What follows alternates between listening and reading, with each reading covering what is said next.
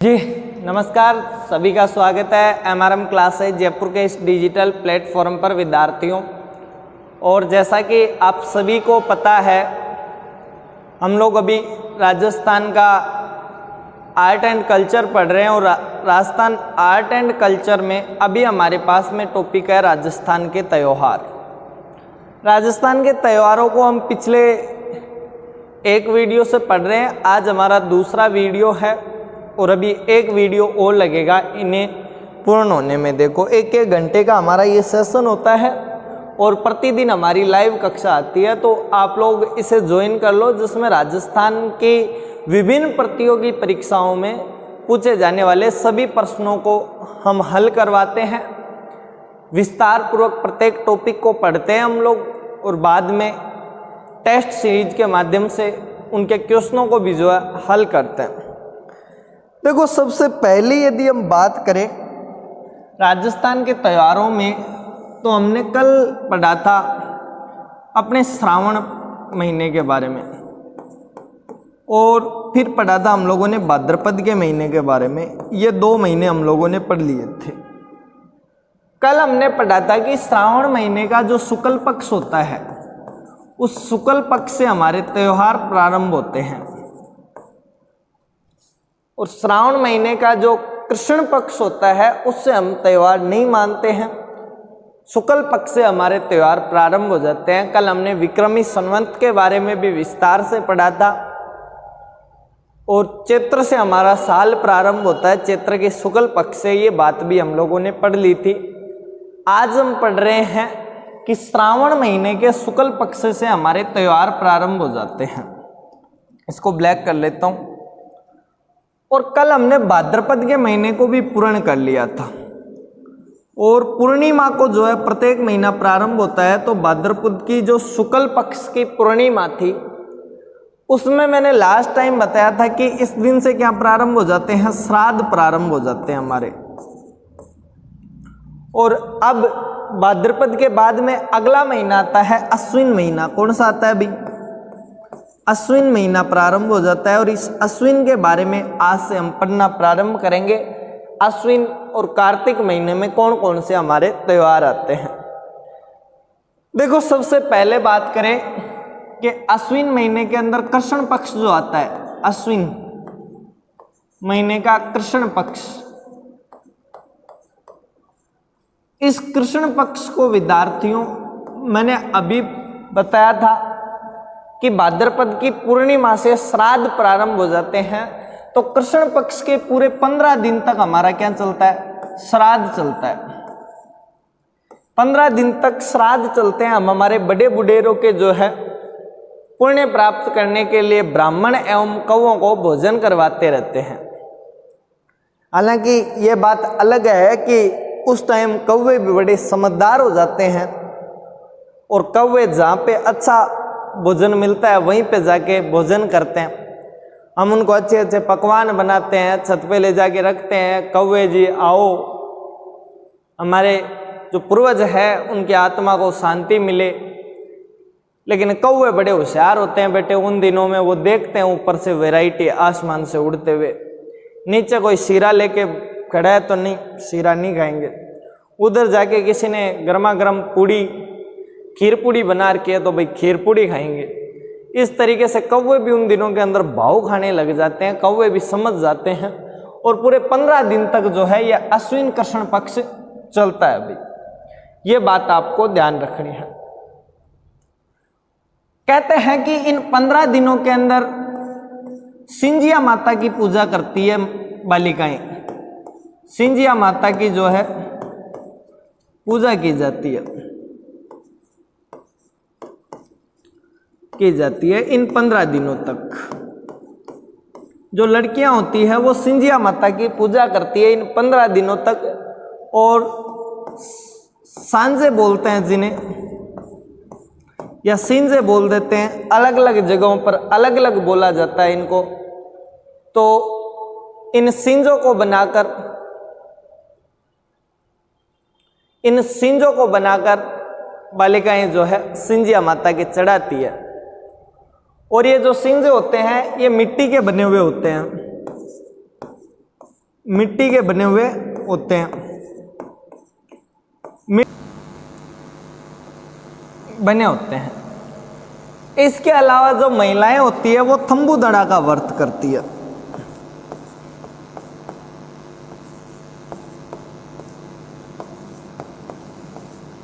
थंबू दड़ा का व्रत कब किया जाता है? जब कृष्ण पक्ष की पूर्णिमा अमावस्या आती है, क्या आती है? अमावस्या। उस अमावस्या को महिलाओं द्वारा थंबू दड़ा का व्रत किया जाता है और कहते हैं कि ये जो व्रत करती है वो अपने बच्चों की दीर्घायु के लिए ये व्रत करती है कि बच्चों की जो आयु है वो बढ़े। ठीक है, तो बेसिक सी जानकारी अपने को यहाँ से यही मिलती थी। इसमें से आप स्क्रीनशॉट ले लो। फिर इसका शुक्ल पक्ष पढ़ते हैं। शुक्ल पक्ष भी यदि मैं बताऊं आपको, यहीं पे बता देता हूं, दोनों को साथ साथ में पढ़ लेना आप लोग। इसको अश्विन पक्ष कर देते हैं, ये यहाँ से इधर। ठीक है, इस वाले साइड में हम कर लेते हैं अश्विन का शुक्ल पक्ष। इस शुक्ल पक्ष में जो है विद्यार्थियों हमारे नवरात्रा प्रारंभ हो जाते हैं और जो शरद नवरात्रा जिन्हें हम बोलते हैं, सर्दी का सा टाइम पड़ने लग जाता है इन दिनों में और हमारे नवरात्रा जो प्रारंभ होते हैं उन्हें हम शरद नवरात्रा बोलते हैं। और फिर हमें पता है कि ये नवरात्राएं चलती रहती है। शुक्ल एकम से प्रारंभ होती है और विजयादशमी के दिन जाके हमारे नवरात्राएं जो है समाप्त हो जाते हैं। इसके अंदर जो चतुर्थी आती है, शुक्ल चतुर्थी, उस दिन जो है इसके अंदर जो अष्टमी आती है, शुक्ल पक्ष की अष्टमी, उस अष्टमी को क्या किया जाता है? हम लोग तो होमोष्टमी मनाते हैं, होम करवाते हैं इस दिन। क्या करवाते हैं? होम। तो इसलिए इसको होमाष्टमी बोलते हैं। लेकिन बंगाल के जो लोग हैं वो इस दिन दुर्गाष्टमी मनाते हैं। तो ये बात ध्यान रखनी है, शुक्ल पक्ष की जो अष्टमी आती है उसमें बंगाल में जो है दुर्गाष्टमी मनाई जाती है। बंगाल में बबीता जी वाले इलाके में दुर्गाष्टमी मनाते हैं भाई। दुर्गाष्टमी का जो है त्यौहार बड़े विस्तार से मनाया जाता है। आज पीपीटी नहीं है तो थोड़ा सा आपको समझने में समस्याएं हो सकती है, लेकिन कल से हम पुनः पीपीटी पे पढ़ना प्रारंभ कर देंगे, वहाँ पे आपको और बेहतरीन तरीके से जो है समझाएंगे। देखो, बंगाल में दुर्गाष्टमी का त्यौहार मनाया जाता है और उसके बाद में अष्टमी के बाद में क्या आती है? हमारे अष्टमी के बाद में आती है दशमी और दशमी के दिन हम लोग मनाते हैं विजयादशमी। विजयादशमी या विजयदशमी भी बोलते हैं कई कई जगहों पे।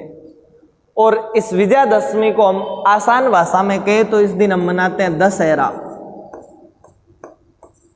दशहरा मनाते हैं, बुराई पर अच्छाई की जीत के रूप में मानकर कहते हैं कि इस दिन बुराई पर अच्छाई ने जीत प्राप्त कर ली थी। भगवान राम ने रावण की हत्या कर दी थी, वध कर दिया था रावण का, और इस तरीके से बुराई समाप्त हुई इस संसार से और एक अच्छाई की बुराई पर जो है विजय प्राप्त हुई थी। इसी वजह से हम लोग विजयदशमी मनाते हैं और दशहरा का त्यौहार मनाते हैं। इसके अलावा यदि मैं आप लोगों से कहूं तो विजयदशमी के दिन कहते हैं कि लीलटास पक्षी देखना शुभ होता है। कौन सा पक्षी? लीलटास पक्षी देखा जाना चाहिए। लीलटास पक्षी जो है देखा जाना चाहिए, ये बात आपको ध्यान रखनी है, देखा जाना चाहिए। लीलटास पक्षी जो भी देख लेता है उसके दुख दर्द दूर हो जाते हैं। कहते हैं कि एक बार जो है किसी गांव ने जो है, लीलटास पक्षी जानते हो क्या? ये बताओ पहले, तो मेरे को कहानी आपको बाद में सुनाऊंगा। लीलटास पक्षी जानते हो? ऐसा पक्षी जिसका कंठ नीला नीला सा होता है, उसे हम, आपने देखा होगा एक चिड़ी सी आती है और उसका कंठ नीला नीला सा होता है, नहीं आया समझ में? किंगफिशर, किंगफिशर को हम लीलटास बोलते हैं। अब आप समझ गए होंगे इस बार गौर से देख लेना थोड़ा सा। वो जो पक्षी होता है उसी को हम क्या बोलते हैं, लीलटास पक्षी बोलते हैं। और इस लीलटास को जीवित देखना चाहिए या मूर्छित, तो कहते हैं कि एक बार एक किसान था, बहुत ही ज़्यादा परिश्रम करता था पर उसकी खेती नहीं हो रही थी। पत्नी उससे डेली झगड़े होते थे, बच्चे पढ़ाई कर नहीं रहे थे। किसान दुखी होकर किसी पुजारी के पास में जाता है, पुजारी जी से कहता है कि पुजारी जी कोई उपाय बताओ, बड़ा परेशान हो चुका हूँ मैं।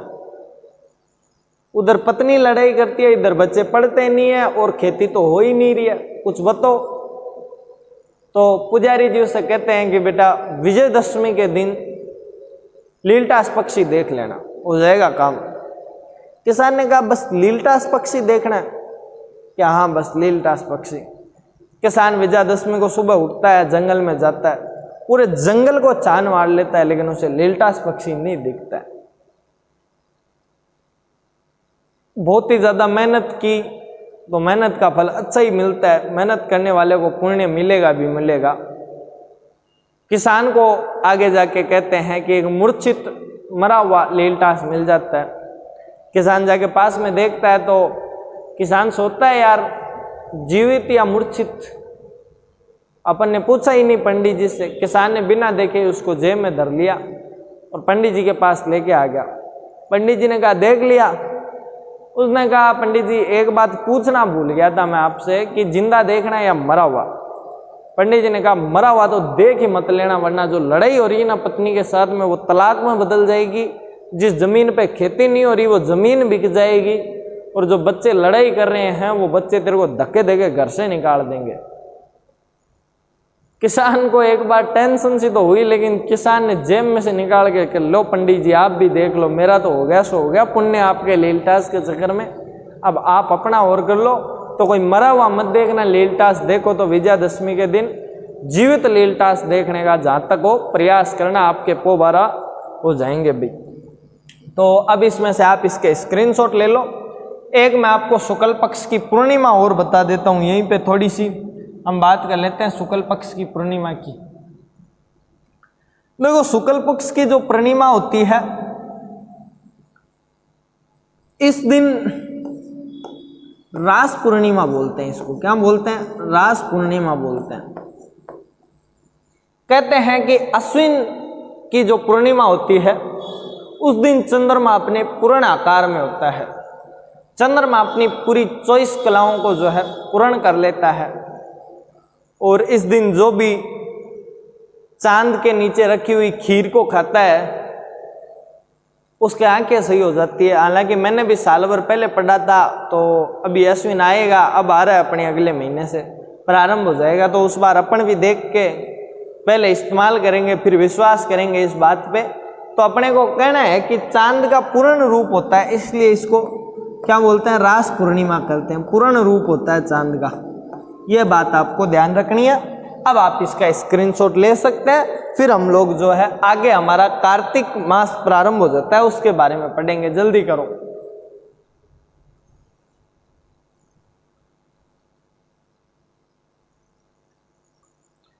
तो उम्मीद है आप लोगों ने जो है स्क्रीनशॉट ले लिया होगा इसका। नेक्स्ट पढ़ते हैं अपने अगला। देखो यहां से हमारा प्रारंभ हो जाता है कार्तिक मास। कौन सा मास भाई? कार्तिक मास जो है अपना इस वाले सत्र से प्रारंभ हो जाएगा। यदि कार्तिक मास की बात करें तो देखो कार्तिक में भी दो पक्ष होते हैं। एक तो होता है कृष्ण पक्ष और एक कौन सा होता है? शुक्ल पक्ष। ये दो पक्ष होते हैं, ठीक है। यदि कृष्ण की बात करें तो इस कृष्ण पक्ष में कार्तिक मास में चतुर्थी जो आती है, क्या आती है? चतुर्थी। इस चतुर्थी को महिलाएं करवा चौथ का व्रत करती है। कौन सा?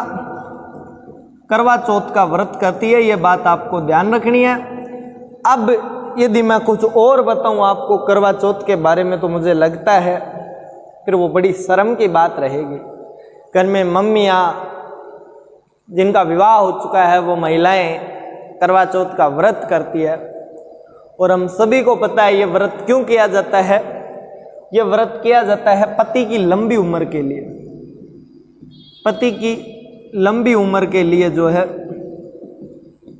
लंबी उम्र के लिए व्रत किया जाता है, के लिए व्रत किया जाता है, व्रत किया जाता है। ठीक है, सीधी सी बात है कि पति की लंबी उम्र चाहती है महिलाएं, इसलिए सारे दिन भूखी रहती है, प्यासी रहती है, और पति क्या करता है, फिर शाम को चांद बन के खड़ा हो जाता है और पति की जो है चलनी में से मुंह देखने का, वही है ना रीति रिवाज करवा चौथ के दिन वाले। तो वो सारा कुछ कौन से दिन में होता है, कार्तिक मास के कृष्ण पक्ष की चतुर्थी को जो है ये सारा कुछ खेल किया जाता है भाई। अब यदि हम लोग बात करें तो अष्टमी की बात करते हैं। किसकी? अष्टमी की। कृष्ण पक्ष की जो अष्टमी होती है इसको ओमोष्टमी बोलते हैं, ओमोष्टमी। ठीक है भाई। और ये जो ओमोष्टमी है, इस दिन महिलाएं अपनी संतान की लंबी उम्र के लिए व्रत करती है, कि लंबी उम्र के लिए व्रत करती है।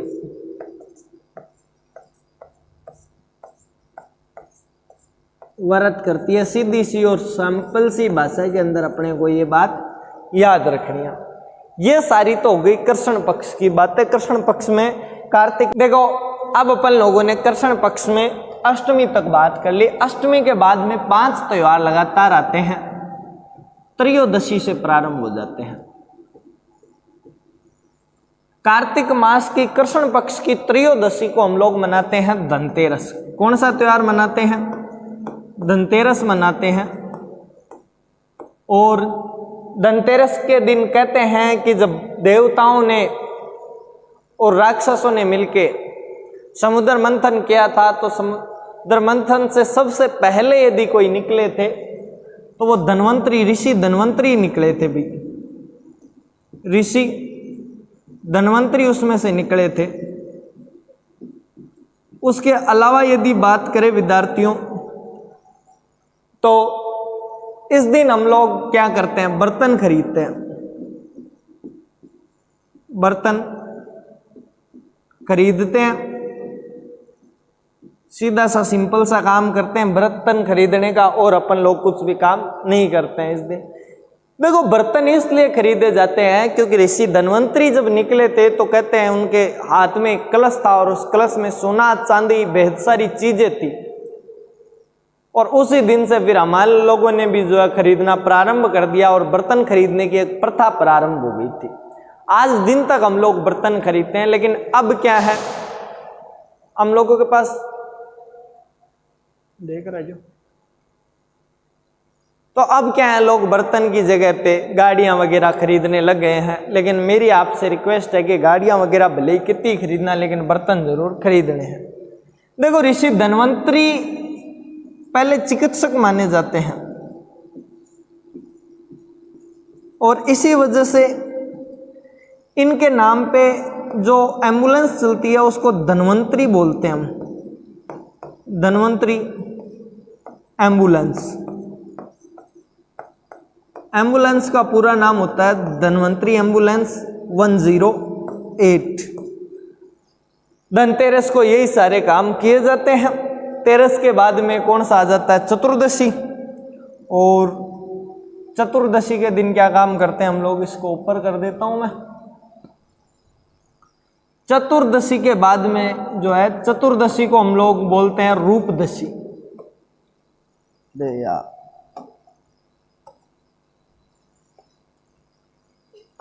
जो चतुर्दशी होती है उसको बोलते हैं हम लोग रूपदशी। क्या बोलते हैं? रूपदशी भी बोलते हैं। और रूपदशी इसलिए बोलते हैं क्योंकि कहते थे कि इस दिन नहाना चाहिए अपन लोगों को। अब आप सोचोगे सर नहाते तो हम डेली है, तो फिर चतुर्दशी से क्या फायदा हुआ? तो देखो वो इसलिए क्योंकि पहले राजस्थान के अंदर पानी नहीं हुआ करता था और कभी कभी नहाया जाता था, तो लोग कहते थे कि आज के दिन तो नहाना ही नहाना चाहिए, इसलिए इसको रूपदशी भी बोलते हैं। इसके अलावा इस दिन को हम लोग छोटी दिवाली भी बोलते हैं, छोटी दीपावली भी जो है इसको बोला जाता है। ठीक है भाई, सीधा सा और आसान सा मैंने आपको बता दिया। कुछ लोग इसको काणी दीपावली भी बोलते हैं भाई, काणती दीपावली गांव के अंदर, ये भी लिख लेना आप लोग, आपकी मन को शांति जो है मिल जाएगी। उसके अलावा फिर हम अगला पढ़ेंगे अपने दीपावली, तो जल्दी से आप इसका स्क्रीनशॉट ले लीजिए, फिर हम लोग दीपावली के बारे में भी जो है विस्तार से पढ़ लेंगे। जल्दी करो।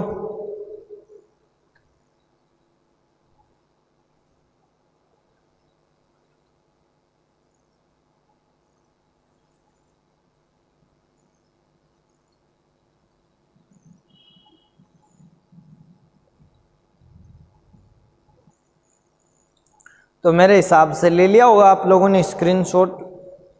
तो अब अपने अगले बढ़ते हैं।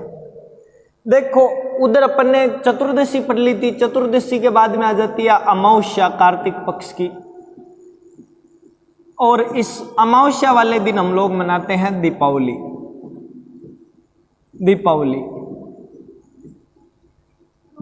दीपावली का अर्थ होता है दीपक की अवली, दीपक की अवली, और अवली का मतलब होता है लाइन में या पंक्तियां, लाइन बोल दो या फिर आप पंक्तियां बोल दो, तो दीपक की पंक्तियों को क्या कहा जाता है? दीपावली कहा जाता है। हम लोग दीपावली इसलिए मनाते हैं, कहते हैं कि भगवान रामचंद्र जो है इस दिन धरती पे आए थे। धरती पे आए थे मतलब अयोध्या की धरती पर आए थे।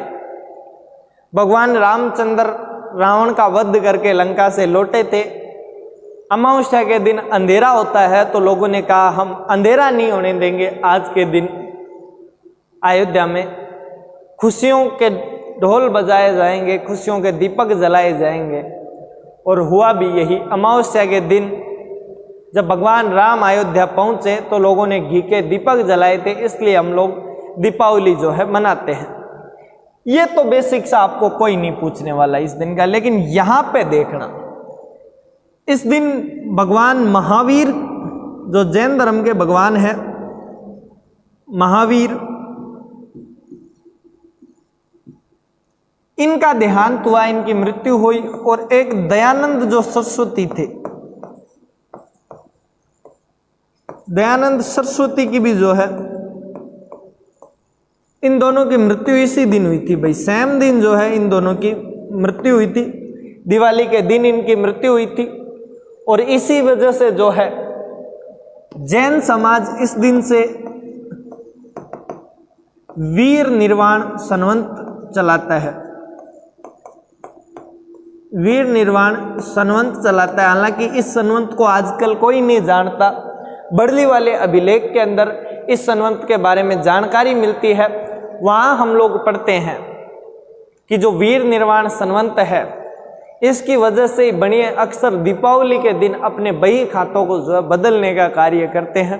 कुछ एक लोगों को पता है, कुछ एक बढ़िया ऐसे भी बदल लेते हैं, क्योंकि उन्हें पता नहीं होता पूर्वज बदल रहे थे तो वो भी जो है बदल लेते हैं। जबकि उसका रीज़न ये होता है कि उनके खाते इसलिए बदले जाते हैं क्योंकि वीर निर्वाण संवत जो है इसी दिन से प्रारंभ किया गया था। ये अपने को बेसिक सी जानकारी रखनी थी, वो मैंने आप लोगों को बता दी है। अब आप लोगों को और यदि बात करूं तो यहाँ पे अगली बात कर लेते हैं। ये तो अमावस्या की बात होगी। अमावस्या के बाद में आ जाएगा अपना शुक्ल पक्ष। ठीक है, तो ये लो, यदि मैं बात करूं शुक्ल एकम की, शुक्ल पक्ष की एकम की बात करूं तो इस दिन मनाया जाता है गोवर्धन पूजा, गोवर्धन पूजा की जाती है। इस दिन क्या की जाती है? गोवर्धन पूजा की जाती है।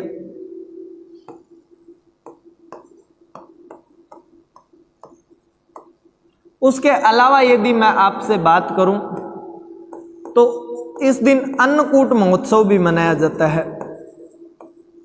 अन्नकूट महोत्सव मनाया जाता है इसी दिन। अन्नकूट महोत्सव वही महोत्सव है जब हम लोग मंदिर में जाते हैं और वहाँ पे अनाज को कूट के जो है आपके लिए बड़ा अच्छा सा भोजन तैयार किया जाता है और सभी गांव के जो है खाते हैं। मैंने भी अन्नकूट महोत्सव के दिन बहुत बार गांव में जाके हमारे पुजारियों के घर पे कटोरा लेके जाते और वहाँ पे खाते थे। बहुत ही स्वादिष्ट बनाया करते थे, बाजरे को कूट कर जो है बनाते थे। ये जो अन्नकूट महोत्सव है ये नाथद्वारा में नाथद्वारा के अंदर जो है सबसे बड़ा मनाया जाता है, सबसे ज्यादा मनाया जाता है, ऐसे लिख लो, ज्यादा मनाया जाता है। ठीक है।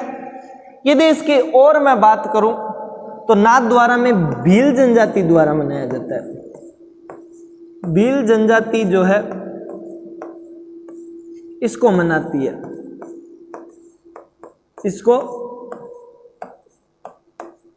मनाती है।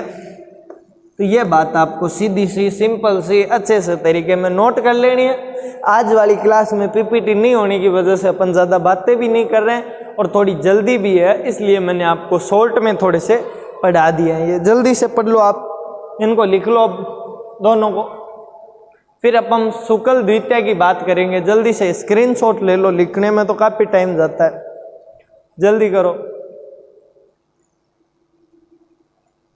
तो उम्मीद है आप लोगों ने जो है इसका स्क्रीनशॉट ले लिया होगा। नेक्स्ट देखो, एकम के बाद में हम त्योहार मनाते हैं शुक्ल द्वितीया का। कौन सा? शुक्ल द्वितीया का जो है त्योहार मनाया जाता है, कार्तिक शुक्ल द्वितीया। और आप सभी जानते हैं गोवर्धन के बाद में अगला जो त्योहार आता है उसे बोलते हैं भाई दूज। क्या बोलते हैं भाई? भाई दूज इसको बोला जाता है। एक सेकेंड, इसको मैं सही लिख देता हूँ। इस त्योहार को हम लोग क्या बोलते हैं? भाई दूज जो है इस त्योहार को बोला जाता है। भाई दूज का जो त्योहार है इसी दिन यमदूज भी मनाते हैं। क्या मनाते हैं? यमदूज मनाते हैं। और जो लड़कियां हैं जिनके भाई हैं वो समझ गई होंगी, उन्हें पता है भाई कौन सा यम से कमज़ोर होता है। भाई भी यम का ही एक रूप होता है, यमराज जैसे ही, इसलिए वो दोनों चीज़ें एक साथ मना लेती है, यमदूज भी और भाई दूज भी। तो दूज के दिन अपने ये वाला ही त्यौहार मनाते हैं। उसके बाद में आ जाता है अपना अष्टमी, शुक्ल अष्टमी। और ये जो शुक्ल अष्टमी होती है इसको हम बोलते हैं गोपाष्टमी। क्या बोलते हैं भाई? इसको हम लोग गोपाष्टमी बोलते हैं। कहते हैं कि इस दिन गवालों को भोजन किया जाना चाहिए, गवालों को भोजन कराना चाहिए, गवालों को भोजन करवाना चाहिए। ठीक है भाई, आप लोग भी इस दिन गवालों को भोजन करवा देना, आपको कोई थोड़ा बहुत पुण्य मिले तो। गोपाष्टमी के अलावा अपना जो अगला आता है उस दिन हम लोग बनाते हैं शुक्ल नवमी। और शुक्ल नवमी का भी आपको बता देता हूँ। ये लो, अपन लोगों ने लिख लिया शुक्ल नवमी। और शुक्ल नवमी को जो होता है, एक सेकंड पेन चेंज करने दो। शुक्ल नवमी को जो मनाते हैं हम लोग उसे बोलते हैं हम लोग आंवला नवमी। क्या बोलते हैं? आंवला नवमी। कहते हैं कि इस दिन आंवले खाने चाहिए। क्या खाने चाहिए भाई? आंवले इस दिन खाने चाहिए। ये बात आपको ध्यान रखनी है, आंवला खाना, आंवले खाना चाहिए सभी व्यक्तियों को। पहले पश्चिमी राजस्थान में कहाँ से आंवले होते थे तो किसी एक दिन खाने को अच्छा मान लेते थे कि इस दिन तो आंवले खाने ही खाने चाहिए, और तब से हमारे जो है ये त्यौहार प्रारंभ हो चुके हैं। ज़्यादा बातें नहीं की इस बार, अपन लोगों ने जल्दी जल्दी पढ़ लिए। अब अपने दो बचेंगे, एक तो पूर्णिमा और एक कौन सा? अपना वही वापस एकादशी, शुक्ल एकादशी। यदि मैं शुक्ल एकादशी की बात करूं तो इस शुक्ल एकादशी को हम बोलते हैं देवउठनी ग्यारस या देव उठनी एकादशी ये भी बोलते हैं हम लोग। इसके अलावा इसको तुलसी एकादशी भी बोला जाता है। क्या? तुलसी एकादशी भी इसको बोला जाता है। इसके अलावा यदि बात करें तो इस दिन को प्रबोधनी एकादशी भी बोला जाता है। प्रबोधनी एकादशी कहा जाता है। सीधा सा और सिंपल सा आसान भाषा में मैंने आप लोगों को जो है समझा दिया है। देखो, देवउठनी 11 इसलिए कहते हैं कि देव सोए हुए रहते हैं आषाढ़ से लेकर कार्तिक की जो एकादशी होती है तब तक, और इस दिन देव उठते हैं, इसलिए हम इसे देवउठनी एकादशी बोलते हैं। प्रबोध में प्रबोध का मतलब होता है सवेरा होना। जब देवता उठते हैं तो सवेरा होता है, इसलिए इसे प्रबोधनी एकादशी बोला जाता है। और तुलसा माता की इस दिन पूजा की जाती है, इसलिए इसको तुलसा एकादशी भी बोलते हैं। देखो, देवता सोते कैसे हैं यदि इसकी बात करें तो कहते हैं कि बलि नाम का एक राजा हुआ था। राजा बलि जितने वीर थे उतने ही महान एक दानवीर थे। दानवीरता में जितने बड़े थे उससे कहीं ज्यादा वो वीर योद्धा थे। उन्होंने धरती एवं आकाश दोनों को जीत लिया था और नेक्स्ट टारगेट था उनका स्वर्गलोक। उनकी इच्छा थी कि स्वर्गलोक पर अटैक करके स्वर्गलोक को भी जीत लिया जाए। इंद्र इस बात से बड़े घबरा जाते हैं। देवताओं के इंद्र, देवराज इंद्र देवताओं के राजा। मुझे लगता है देवराज इंद्र हर बार विष्णु जी के पास ही भागते हैं, तो इस बार भी जैसे ही समस्या दिखी विष्णु जी के पास गए। भगवान विष्णु को कहा कि बलि मेरे स्वर्गलोक पर अटैक करने वाला है। विष्णु जी जाते हैं वामन अवतार धारण करके और बलि से जाके कहते हैं कि मुझे राजा बलि दान दो। वामन अवतार में एक ब्राह्मण का वेश धारण करके जाते हैं। राजा बलि दान देते थे, ब्राह्मणों को दान के लिए मना नहीं करते थे। तो राजा बलि ने कहा कि मांगो जो मांगना है। वामन अवतार में भगवान विष्णु ने कहा मुझे 3 पग जमीन चाहिए। राजा बलि ने कहा ब्राह्मण देव राजा बलि के इलाके में खड़े हो, 3 पग जमीन ओनली, वो तो हमारा कोई सेठ भी दे देता आपको, आप मेरे सामने हो, जो मांगना मांगो। भगवान ने कहा मुझे तो 3 पग ही चाहिए, बाकी कुछ नहीं चाहिए। बलि ने कहा ठीक है। भगवान विष्णु ने अपना विकराल स्वरूप धारण किया। एक पग के अंदर धरती को नाप लिया, दूसरे में आकाश को। फिर राजा बलि को कहा कि तीसरा पग कहाँ पे धरूं मैं। राजा बलि ने कहा मेरे माथे पे रख लो। और फिर राजा बलि के सिर पर पैर रखते हैं, वो जमीन के अंदर जाके पाताल लोक में चले जाते हैं। तब भगवान राजा बलि की दानवीरता से प्रसन्न होते हैं और उन्हें कहते हैं कि अब तुम मांगो मुझसे, क्या मांगना चाहते हो। राजा बलि होशियार था। राजा बलि ने कहा जब मैंने साक्षात भगवान को देख लिया तो और मैं क्या ही मांग सकता हूँ। जिस बंदे ने साक्षात भगवान के दर्शन कर लियो उन्हें क्या मांगना चाहिए, मेरे को कुछ नहीं मांगना। भगवान ने कहा फिर भी मांग ले। बलि ने कहा नहीं मांगना। 2-3 बार कहा। भगवान ने कहा मांग ले यार, ऐसे क्या एटीट्यूड में हो रहा है। राजा बलि ने कहा ठीक है चलो भगवान, अब आपने मेरे को पाताल लोक में भेज दिया तो मुझे ये पता है मैं पाताल में ही रहूंगा, लेकिन जो मांगूंगा वो दोगे ना। भगवान ने कहा ठीक है, जो मांगोगे वो दूंगा। राजा बलि ने कहा आप मेरे साथ शिफ्ट हो जाओ यहीं पे पाताल लोक में। और विष्णु जी वहीं पे शिफ्ट हो जाते हैं उनके साथ में, और रीट पात्रता परीक्षा 2024 की तैयारी करने लग जाते हैं राजा बलि के साथ में रूममेट बन के। माता लक्ष्मी को चिंता होती है भगवान आए नहीं, तो ढूंढते ढूंढते लक्ष्मी माँ पहुंचती है। लक्ष्मी माँ कहती है राजा बलि ये क्या किया आपने। राजा बलि कहते हैं मैं भेज दूंगा, लेकिन एक शर्त पे। वो शर्त यह है कि बाकी के 8 महीने भगवान विष्णु आपके साथ में रह सकते हैं, लेकिन जो 4 महीने होते हैं आषाढ़ से कार्तिक मास तक के, तब तक भगवान विष्णु मेरे साथ में रीट पात्रता परीक्षा 2024 की तैयारी करेंगे। अर्थात भगवान उन्हीं के साथ में रहेंगे। देखो ये मजाक मस्ती में बता रहा हूँ आपको, रीट पात्रता परीक्षा 2024 की तैयारी तो समझ जाना आप लोग। और उस दिन से जो 4 महीने होते हैं, आषाढ़ से कार्तिक, कहते हैं कि भगवान विष्णु पाताल लोक में जाते हैं राजा बलि के पास में, और उनको हम कहते हैं कि भगवान सोए हुए हैं इन दिनों के अंदर। तो ठीक है भाई, हो गया अपना क्लियर। अब अपने बात कर लेते हैं पूर्णिमा के ऊपर, ठीक है। कार्तिक मास की पूर्णिमा, कार्तिक पूर्णिमा। यदि कार्तिक मास की पूर्णिमा की बात करें तो इस दिन पुष्कर मेला लगता है भाई। कौन सा? पुष्कर मेला लगता है। और ये जो पुष्कर मेला है कहाँ पे लगता है? अजमेर में लगता है। इसे तीर्थराज भी कहा जाता है। पुष्कर को क्या कहा जाता है भाई? तीर्थराज कहा जाता है।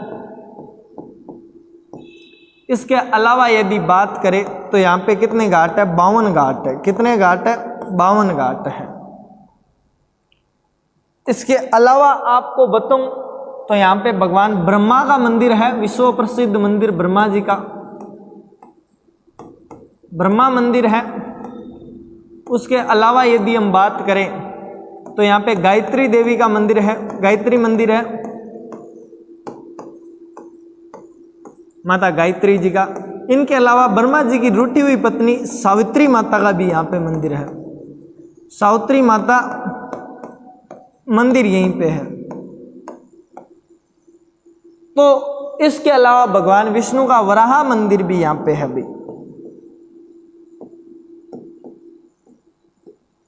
एक भगवान विष्णु का रंगनाथ मंदिर भी यहीं पे है।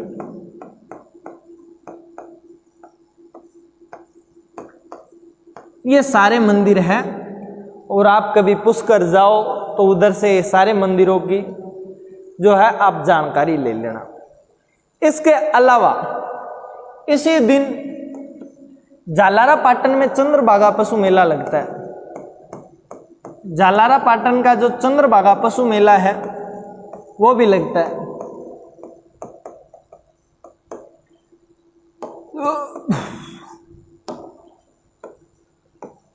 चंद्रभागा पशु मेला, ठीक है।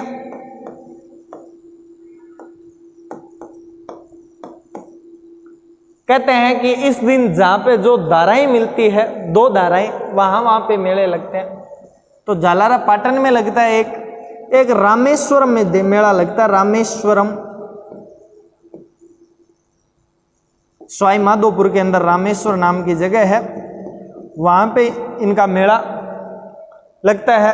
कौन कौन सी धाराएं मिलती है? चंबल मिलती है यहाँ पे, एक बनास मिलती है और एक सीप मिलती है यहीं पे, ठीक है। तो इन तीनों नदियों के मिलने के कारण इस वाले रामेश्वरम के अंदर जो है ये मेला लगता है। इतनी सी बात आपको बेसिकली सीधी सी ध्यान रखनी है। और इसके अलावा कोलायत बीकानेर में भी एक मेला लगता है भाई। कोलायत, कोलायत, ये क्या हो रहा है? चल क्यों नहीं रहा? बीकानेर में भी एक मेला लगता है। और कहते हैं कि कपिल मुनि का यहाँ पे आश्रम था। कपिल मुनि ने जो है सांख्य दर्शन दिया था भाई। क्या दिया था? सांख्य दर्शन विश्व को देने का कार्य किया था, ठीक है। तो ये बेसिक सी आपको जानकारी रखनी है। और इसी के साथ में हम लोगों ने जो है हमारा ये वाला सारा सिस्टम जो है पढ़ लिया है। हम लोगों ने एकदम क्लियर कर दिया है इन चीज़ों को, सारियों को पढ़ के कार्तिक मास हमारा पूर्ण हो चुका है। फिर मिलते हैं अगले वीडियो में। आज थोड़ी जल्दी थी तो हमने थोड़ा बहुत ही जो है इसको पढ़ा है। जय हिंद, जय भारत।